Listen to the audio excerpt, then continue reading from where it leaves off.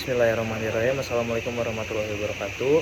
Alhamdulillahirrabbilalamin. Wassalatu wassalamu ala asrofil wa ala mursalin wa ala alihi ajmain amma ba'du. Kepada yang terhormat Bapak dosen mata kuliah agama Islam serta rekan-rekan mahasiswa yang berbahagia, puji syukur kita panjatkan kepada hadirat Allah Subhanahu wa taala yang senantiasa melimpahkan rahmat dan hidayahnya kepada kita semua.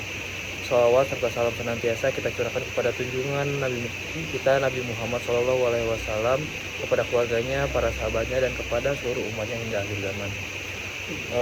Pada kesempatan ini nama saya Jansan Kreator dengan NIM 10201233025 dari program studi S1 Teknik Industri akan mempresentasikan tugas UTS mata kuliah agama Islam. Jadi dari presentasi ini kita akan mengangkat studi kasus yang berjudul Dilema Sang Arsitek Muda. Yang dimana dalam presentasi kali ini saya ini akan mengidentifikasikan dan menganalisis permasalahan dalam narasi tersebut, yang dimana berdasarkan perspektif Islam dan juga yang meliputi 4 tema utama, yaitu tauhid dan makna hidup, ibadah dan konsistensi, etika profesi, dan juga toleransi dan ukhuwah.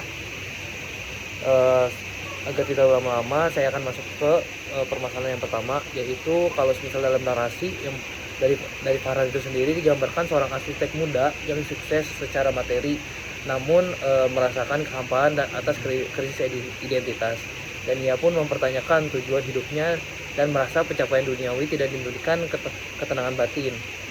Jadi dari permasalahan itu yang sangat relevan dalam kehidupan modern sekarang, yang dimana dalam perspektifnya Islam, fenomena itu disebut sebagai kehilangan orientasi tauhid, yang dimana ketika seorang manusia melupakan hakikat penciptaannya dan tujuan hidupnya di dunia ini, yang dimana kalau misal dari landasan Al-Quran itu sendiri dalam seperti surat Ar-Ra'd ayat 28, yang dimana ayat ini tuh dengan tegas menyatakan bahwa sumber ketenangan sejati itu bukan hanya materi, jabatan, ataupun pencapaian duniawi, melainkan pada zikrullah yang mengingat Allah. Farhan yang dimana Farhan itu sendiri merasa hampa di puncak karirnya adalah bukti nyata dari kebenarannya ayat ini, yang dimana bukan hanya dari surat Ar-Ra'd aja, tapi ada surat Az-Zariyat yang dimana di ayat 58-nya yang menegaskan bahwa tujuan pencapaian manusia adalah beribadah kepada Allah.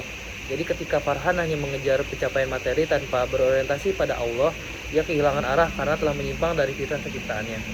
Dan jika kalau misalnya berlandaskan hadis, yang dimana ada hadis yang mengatakan seperti ini, yang dimana sesungguhnya di dalam tubuh ada segumpal daging, jika ia baik maka baiklah seluruh tubuhnya, jika ia rusak maka rusaklah seluruh tubuhnya, yang ketahuilah itu adalah hati. Hadis riwayat Bukhari dan Islam, yang dimana kekosongan yang dirasakan Farhan adalah cerminan dari hati yang belum terhubung dengan Allah Subhanahu wa taala. Solusi Islam bukan hanya mencari ketenangan dari luar, tapi melainkan dari dalamnya juga, yang dimana dengan memperbaiki hubungan hati kepada Sang Pencipta. Jadi kesimpulannya dari permasalahan pertama ini tuh, krisis identitas Farhan adalah tanda bahwa manusia itu tidak akan pernah menemukan ketenangan sejati kecuali dengan kembalinya dia kepada Allah Subhanahu wa taala, karena materi itu adalah sarana, bukannya suatu tujuan. Tujuan tertinggi adalah seorang muslim adalah ridhonya Allah Subhanahu wa taala. Dan lanjut ke permasalahan kedua, yang dimana kalau misalnya sesuai narasi, setelah menemukan kembalinya spiritualitasnya, Farhan itu mulai disiplin menjalankan sholat 5 waktu, gemar bersedekah, dan juga ini mengandung pelajaran penting tentang konsistensi ataupun istiqomah dalam beribadah, dan pentingnya kombinasi antara ibadah vertikal kepada Allah, yaitu hablu minallah, dan ibadah horizontal kepada sesama manusia ataupun hablimu minan nas, yang dimana dari landasan Al-Quran sendiri sesuai dengan ayatnya yang berbunyi seperti ini, sesungguhnya sholat mencegah dan dari perbuatan keji dan mungkar, seperti surat Al-Ankabut ayat 45. Jadi dari sholat itu sendiri yang dikerjakan dengan benar dan konsisten memiliki dampak, ibaratnya suatu dampak transformatif terhadap perilaku dan karakter seseorang, dimana Farhan itu sendiri yang sekarang mulai disiplin sholat 5 waktu akan secara perlahan. Jadi ibaratnya dari sholat 5 waktu tersebut tuh Farhan itu merasakan perubahan dalam cara pandang dan sikap hidupnya. Dan ada juga salah satu ayatnya lagi yang dimana dan didirikanlah sholat, tunaikanlah zakat, dan rukuklah bersama orang-orang yang ruku, yang dimana itu terdapat di surat Al-Baqarah ayat 43, dimana perintah mendirikan sholat dan menunaikan zakat ataupun sedekah dalam satu ayat menunjukkan bahwa keduanya adalah satu kesatuan yang tidak terpisahkan dalam Islam. Farhan juga ibaratnya telah menjalankan keduanya yang merupakan sebuah manifestasi keimanan yang utuh. Dan jika berlandaskan hadis yang dimana berbunyi seperti ini, amal yang paling dicintai Allah adalah yang paling konsisten meskipun sedikit. Yang dimana hadis riwayat Bukhari dan Muslim. Dimana dari hadis ini tuh menegaskan bahwa kualitas ibadah tidak diukur oleh kuantitas mata, yang dimana tidak dihitung dengan berapa kali kamu sholat ataupun segala macamnya, tapi melainkan dari keistiqomahan dan konsistensinya. Farhan yang mulai disiplin sholat menunjukkan komitmen yang seharusnya dipertahankan seumur hidup. Dimana dari kesimpulan permasalahan kedua ini, kembalinya Farhan kepada ibadah adalah langkah yang tepat. Akan tetapi ibadah juga tersebut harus dijaga konsistensinya, tidak hanya ibaratnya menjalankannya ketika dalam masa kesulitan ataupun sedang mengalami krisis gitu, tapi sepanjang hayat. Kombinasi sholat dan sedekah itu ibaratnya mencerminkan suatu keseimbangan Islam antara hubungan dengan Allah dan juga hubungan dengan sesama manusia. Selanjutnya terdapat permasalahan ketiga, yang dimana kalau sesuai narasi, Farhan itu tuh dihadapkan pada dilema profesional ketika perusahaannya itu diminta merancang bangunan yang fungsinya meragukan secara etika agama. Farhan itu mencari dasar hukum melalui Al-Quran, hadis, ijma ulama, dan pertimbangan logis yang sejalan dengan syariat Islam. Dan sikap Farhan ini tuh mencerminkan proses ijtihad yang benar. Jadi kenapa benar? Bisa dibilang karena ia tidak langsung menolak ataupun menerima, melainkan mencari dulu tuh landasan hukum terlebih dahulu. Dan juga dari landasan ini tuh adalah gambar sumber hukum Islam, yaitu usul fiqh yang terdiri dari Al-Quran, hadis, ijma, dan qiyas. Dan sebenarnya kalau misalnya dari landasan Al-Quran itu sendiri ada ayat yang berbunyi seperti ini, yang dimana dan menolonglah kamu dalam ataupun mengerjakan kebijakan dan takwa, yang dimana dan jangan tolong menolong dalam berbuat dosa dan permusuhan, dimana itu terdapat di surat Al-Maidah ayat 2. Dari ayat ini tuh adalah landasan utama ketika profesi Islam, jika bangunan yang dirancang tuh akan digunakan untuk maksiat, maka merancangnya termasuk dalam kategori ta'awun ataupun alal ismi wal udwan, yang dimana tolong menolong akan membuat dosa gitu, yang ibaratnya dilarang sekali dalam Islam. Jadi ayat ini juga dari ayat sebelumnya, sebenarnya ada satu ayat lagi yang ibaratnya masih berhubungan, yang dimana berbunyi seperti ini, dan janganlah kamu mengatakan terhadap apa yang disirahkan oleh lidahmu secara dusta. Ibaratnya ini halal dan ini haram, yang dimana itu dapat dari surat An-Nahl ayat 116. Jadi ayat ini tuh mengingatkan agar kita tuh tidak sembarangan menghukumi sesuatu tanpa dasarnya gitu yang jelas. Oleh karena itu Farhan tuh benar-benar mencari gitu landasan hukum terlebih dahulu sebelum mengambil sikap, yang dimana dari landasan hadisnya itu sendiri, yang halal itu jelas dan yang haram itu juga jelas, yang dimana di antara keduanya ada perkara-perkara yang syubhat ataupun meragukan, yang tidak diketahui oleh kebanyakan manusia.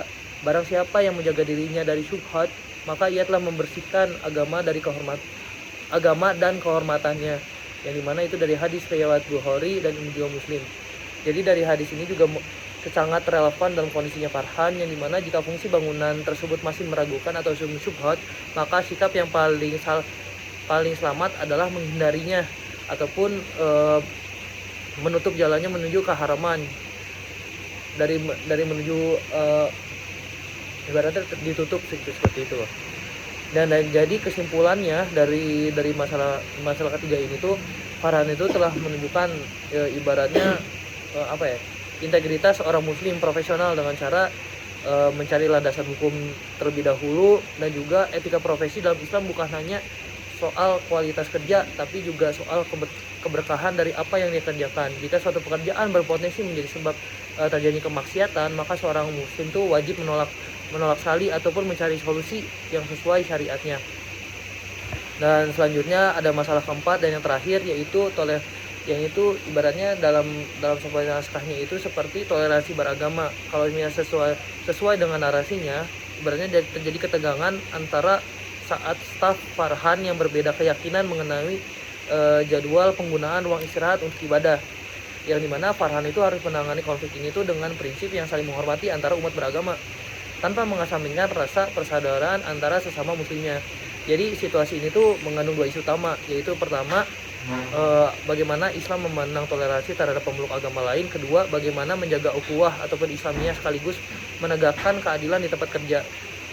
Dan jika misalnya berlandaskan Al-Quran, terdapat ayat yang berbunyi untukmu agamamu, untukku dan agamaku, yang dimana itu dari surat Al-Kafirun ayat 6, yang dimana ayat ini tuh adalah deklarasi Islam tentang toleransi agama. Jika Islam itu tidak memaksa siapapun untuk memeluk agama Islam dan menghormati hak setiap orang untuk menjalankan keyakinannya masing-masing, yang dimana Farhan itu sebagai atasan harus menjamin juga ruang bagi setiap karyawan untuk beribadah sesuai keyakinannya. Dan dimana terdapat juga ayat yang dengan berartikan seperti ini, yang dimana Allah itu tidak melarang kamu untuk berbuat baik dan berlaku adil terhadap orang-orang yang tidak memerangimu dalam urusan agama, yang dimana itu merupakan arti dari surat ayat Al-Mutahanah ayat 8, yang dimana secara Islam itu sebenarnya bisa secara eksplisit itu memperbolehkan berlaku baik dan adil kepada non muslim yang tidak memusuhi umat Islam. Dan Farhan itu sendiri dibenarkan untuk bersikap adil kepada seluruh stafnya tanpa memandang agama apapun. Dan ibaratnya kalau misalnya berlandaskan hadis, barang siapa yang menzalimi orang kafir zimmi ataupun merendahkannya, maka akulah yang akan menjaga lawannya menjadi lawannya di hari kiamat, yang dimana itu merupakan hadis riwayat Abu Dawud. Jadi hadis ini tuh menunjukkan betapa Islam sangat menjaga hak non muslim. Farhan juga tidak boleh membiarkan staf non muslimnya merasa didiskriminasi ataupun ibaratnya dizalimi dalam hal penggunaan fasilitas tempat kerja. Jadi untuk kesimpulannya buat permasalahan keempat ini, Farhan itu ibaratnya sebagai pemimpin harus menjadi teladan keadilan dan juga toleransi gitu. Solusi terbaiknya adalah membuat jadwal penggunaan ruang ataupun yang adil sebagai sebuah pihak, yang dimana menjamin hak ibadah setiap karyawan tanpa diskriminasi sambil tetap memprioritaskan dan menjaga solidaritas dengan saudara sesama muslimnya sesuai dengan porsinya gitu. Dan dari keempat permasalahan ini yang sudah saya bahas, kita tuh sebenarnya dapat mengambil beberapa pelajaran berharga. Sebenarnya yang pertama dari permasalahan pertama itu tentang ketenangan sejati hanya dapat diraih dengan mengingat Allah, bukan hanya semata ataupun pencapaian materi.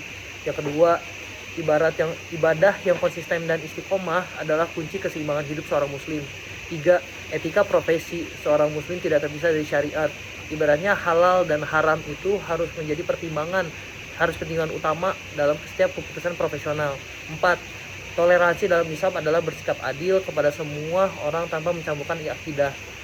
Dan semoga dari studi kasus dari Farhan ini tuh memberikan suatu inspirasi atau pengingat untuk kita semua untuk senantiasa ibaratnya mengingat dan juga mengaplikasikan nilai-nilai Islam dalam kehidupan kita sehari-hari, mau itu merupakan kehidupan suatu profesional yang dimana dalam pekerjaan, perkuliahan atau apapun itu juga dan juga kehidupan sosial kita dalam sehari-hari. Jadi kesimpulannya adalah dari nilai-nilai tersebut, apa sih yang bisa kita cari, apa sih yang bisa kita aplikasikan dalam seumur hidup kita gitu.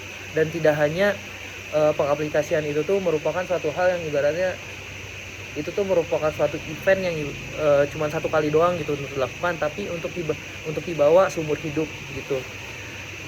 Sebenarnya dari presentasi yang saya sampaikan sepertinya saya cukupi.